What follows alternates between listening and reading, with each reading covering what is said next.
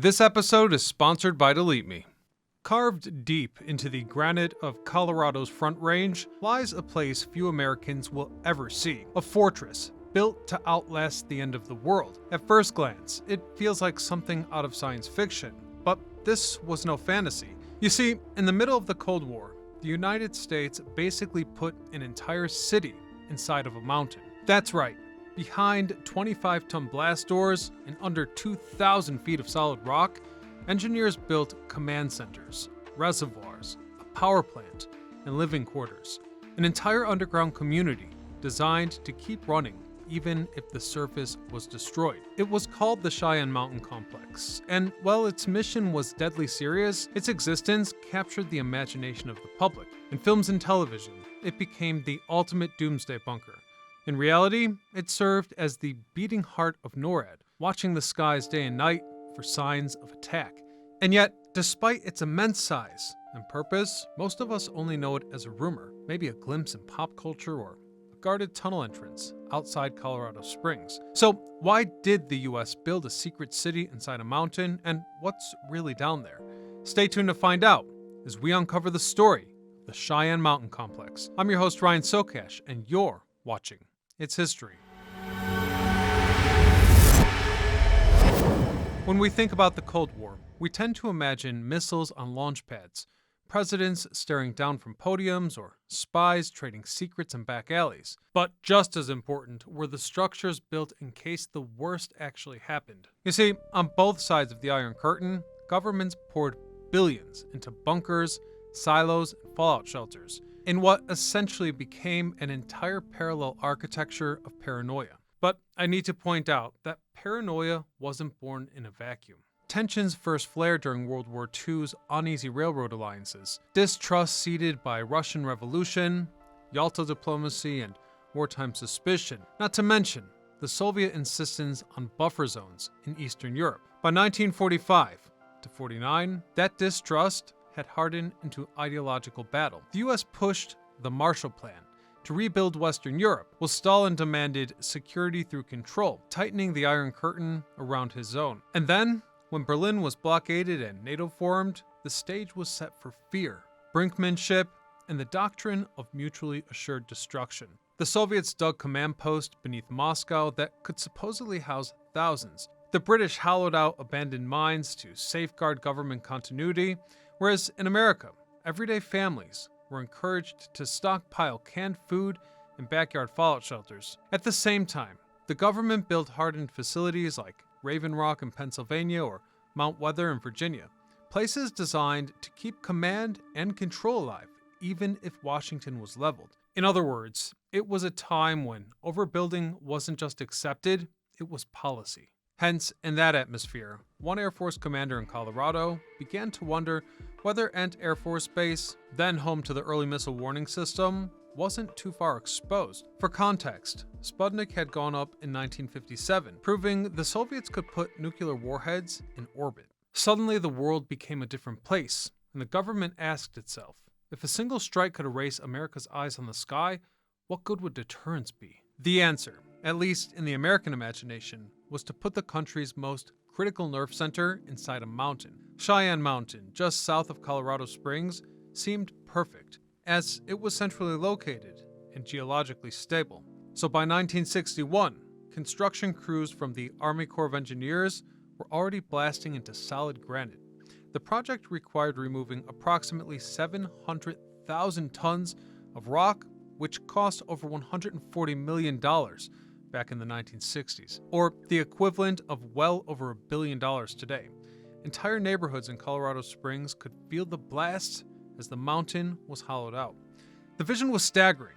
15 separate steel and concrete buildings, 3 stories tall, mounted on springs to ride out the shock of a nuclear blast. At its core, the world's most advanced communication equipment tied satellites, radars, and ground sensors together into one warning system. By 1966, the Cheyenne Mountain Combat Operations Center went live, capable of monitoring the skies for both Soviet bombers and ballistic missiles. Though, despite the facility's importance, the public at large didn't really know what was going on there. You see, secrecy was part of the deal, meaning, for years, the facility was shrouded in rumors. Its mission was, at best, hinted at in official statements, though, with time, fragments of the truth slipped out, just enough to confirm the legends. Cheyenne Mountain wasn't a myth. It was there, a hidden underground city, sealed off from the world, waiting for the day that no one hoped would come. Though much about this facility remains classified, we've uncovered a rare source that offers us a glimpse. So, let's take a look. Piecing together what's inside Cheyenne Mountain isn't simple. Public tours aren't offered, and much of the complex is still classified. But from official Air Force fact sheets, Space Force releases, and the rare media pool that have been escorted past the blast doors, we can trace a path inside. With that being said, the journey begins with the mountain's most iconic feature, a tunnel stretching nearly a mile into the rock. At each end sits two blast doors, each weighing about 23 to 25 tons. According to Military on the Move, they're built to withstand a multi-megaton detonation more than a mile away. Step through them, and you're in a cavern carved from granite, where the so-called City Under Stone comes into view. Inside are 15 freestanding steel and concrete buildings. As one Air Force fact sheet explains, 13 of them rise 3 stories tall, while the others are 2 stories. And here's the curious thing, they don't sit on the floor of the cavern. They rest on more than 1,300 giant springs, spaced so that each structure floats about 18 inches off the rock. The idea was simple. If a nuclear blast hit nearby, the buildings would literally ride out the shock. From there, the pathway splits. On one side, there's a power plant, rows of diesel generators capable of producing 7,000 kilowatts, enough to keep the base self-sufficient for weeks. On the other side, a series of underground reservoirs holds nearly 1.5 million gallons of water. These reservoirs would be a lifeline in the event that the mountain had to seal up, as in that situation, simple commodities like food and water become precious. According to a base overview compiled for the Cheyenne Mountain AFS, the complex's ventilation can filter chemical, biological, and radiological contaminants before they ever reach the command floor. Now, if we head further down, we'll reach the living quarters of the complex. A cafeteria sits near a small store where crews can pick up the daily essentials. A gymnasium doubles as an emergency surge hospital with curtained bays ready to receive casualties if the worst happened. Now, beyond that, dormitories line the interior, providing bunks for personnel who might need to live in the sealed environment for weeks, if not months at a time. But the real heart of Cheyenne Mountain is the command floor. According to the U.S. Space Force, the system center inside the complex is the first stop for missile and space warning data, picked up by sensors around the globe. Operators sit at banks of consoles, monitoring systems, running through checklists, and passing information upward throughout the chain of command to the point that, in a crisis, it would flow to national decision makers within moments. Now, there are also supply rooms that crews jokingly call the Walmart, rows of bins holding spare parts, ranging from belts to connectors, ensuring that nothing as small as a broken valve could compromise operations. And all of it, from the springs to the steel to the servers, has been continually upgraded. In 2024, the Minnesota National Guard reported that new redundant fiber optic networks were laid throughout the complex, designed to keep communications secure even if the line were to be tampered with or cut. In other words, the mountain's nerve system got a second backbone, a concept that brings me to something a little closer to home. You see, protecting information isn't just about underground bunkers, it's also about you. You see this card I'm holding? It had a rough life. Not because it expired, but because it had to be canceled after someone tried to use my data. How did they get it? Well, that's where things get shady. Companies known as data brokers collect your personal information, your name, address, phone number, even social media, and then they sell it to the highest bidder, all legal and all without you knowing. And that's precisely what led me to try Delete Me, the sponsor of today's episode. Delete Me is a service that scans hundreds of online databases to find your personal information and delete it. But it doesn't just do that once. It keeps monitoring throughout the year to make sure that it doesn't show up again.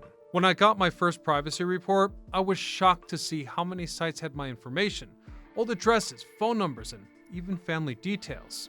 Fortunately, all of it was removed within days. The best part is that Delete Me doesn't outsource the work. They do it themselves.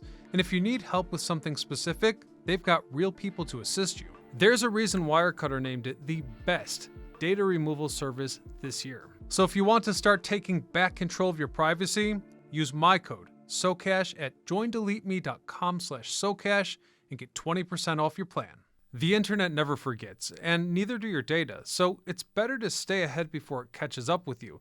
Thanks to Delete Me for sponsoring this video, and now, back to our story. When the Cheyenne Mountain Complex went operational in 1966, it was unlike anything the US military had built before, a command post designed to function even if nuclear war wiped out the surface.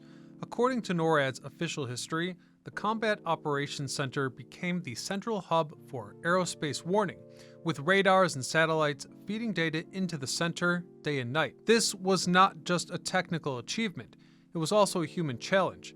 Staff inside were tasked with monitoring the skies in shifts that often stretched as long as 12 hours, sealed away from natural light and fresh air. Dormitories, cafeterias, and a gym did help maintain routines, but life underground had surreal edges. No windows, little sense of time. In fact, according to some reports, staff recalled how you couldn't tell if it was noon or midnight without looking at your watch. Still, vigilance was everything. In June of 1980, a malfunction in a computer chip at Cheyenne Mountain triggered a false warning of a massive Soviet strike. US forces scrambled, prepared for the worst, until the error was caught. And surprisingly, this was not the first situation like that.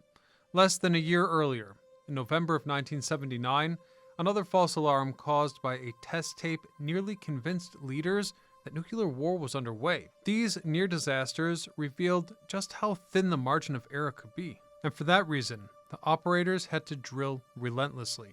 Training cycles demanded mastery of hundreds of checklists, and new crew members often needed half a year or more before they were trusted on the operations floor. As global events shifted, the mountain adapted. In the 1980s, nearly $1 billion was invested in upgrades.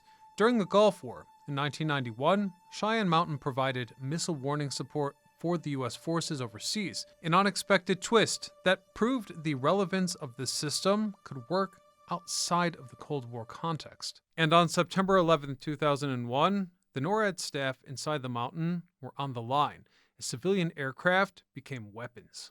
According to NORAD's own oral history project, officers like Steve Armstrong recalled the phones ringing constantly as crews tried to track aircraft in real time and prepare for more attacks. Day-to-day life in the complex reflected that intensity. Personnel recall the pressure of button-up drills, locking the mountain off from the outside world, while knowing that in a real attack, their families would remain outside. Though small comforts, a cafeteria, a base exchange, and a rumored Subway franchise did help soften the isolation. By 2006, NORAD, the U.S. Northern Command, moved daily operations above ground to Peterson Air Force Base, calling the mountain an alternative command center. At first glance, that seemed to mark the end of its frontline role, yet the story didn't stop there. In the mid-2010s, officials emphasized Cheyenne Mountain's EMP resilience, and from there, the modernization has continued. As we previously mentioned, the redundant fiber optic backbones were installed in 2024 to harden communications, offering something no surface base could: unmatched protection against electromagnetic pulses. Therefore, even in the 21st century, crews continued to train inside. Space Force officers described how long shifts forged tight-knit bonds, an environment of trust, where the newer specialists actually take on the responsibilities once reserved for senior officers. The work was invisible, but the stakes remained high. Every blip on a radar screen, every feed from a satellite, could be what determined a response in minutes. And as urgent as daily life there has been, living under a mountain was also strange. When you add that to the secrecy, it became a perfect scenario for speculation. Remember, security required that families on the outside of the gates would know very little about what went on inside. Hence, gaps in the knowledge were quickly filled with speculation, and then the line between fact and myth began to blur. That, in turn, gave Cheyenne Mountain Complex a second life. not just as a Cold War fortress, but as a cultural symbol. And it didn't take long for films and television alike to emulate the idea of a hidden city inside of a mountain, exaggerating its mysteries for entertainment. And, well, the reality was already extraordinary. The legend grew larger than life. So here's the contradiction. From the outside, Cheyenne Mountain was designed to be invisible, just another peak in the Rockies. Yet in the public imagination, it became one of the most visible symbols of the nuclear age. Perhaps it's only human nature, because once secrecy created mystery, the mystery invented myth. Hollywood filled in the blanks. In 1983, the movie WarGames introduced the Cheyenne Mountain Command Center to millions, showcasing giant screens, blinking lights, and young hackers nearly triggering World War III. Then, in 1996, the blockbuster movie Independence Day brought the movie into the spotlight again, this time as the ultimate bunker, where leaders took refuge during an alien invasion. Then, in the long-running TV series Stargate SG-1, the real entrance to the tunnel was used on screen as a gateway to an intergalactic portal. However, what the audiences saw was rarely what the crews inside really lived. According to official NORAD releases, the mountain is less of a futuristic layer and more of a web of steel corridors, workstations, and storage rooms. Furthermore, the drama on the operations floor was usually far less cinematic than Hollywood imagined. Lots of phones ringing, lots of data scrolling across monitors. The reality was simply that for men and women on shift, the suspense wasn't whether aliens might strike, but whether a radar blip was a test, a glitch, or something much worse. So, Cheyenne Mountain has always existed on two levels.